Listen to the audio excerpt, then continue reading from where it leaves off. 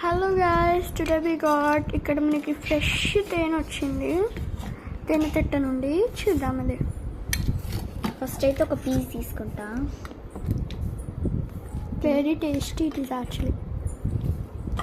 ఒక piece very nice. చూద్దాం ఎట్లా ఇస్తాము. ఇట్లా కూస్తుంటేనే బాగా వస్తుంది. ఇప్పుడే తీసుకొచ్చిండండి. మా పక్కన ఆంటీ వాళ్ళ దగ్గర చెట్టు ఉంటుంది, అంత పెద్దది. దాని మీద ఇది ఉన్నది. సో ఇది పెట్టింది. సో అది 15 kgs అంట ఉన్నది. సో చూడండి ఇట్లా కోస్తుంటేనే ఇట్లా మంచిగా వస్తుందో.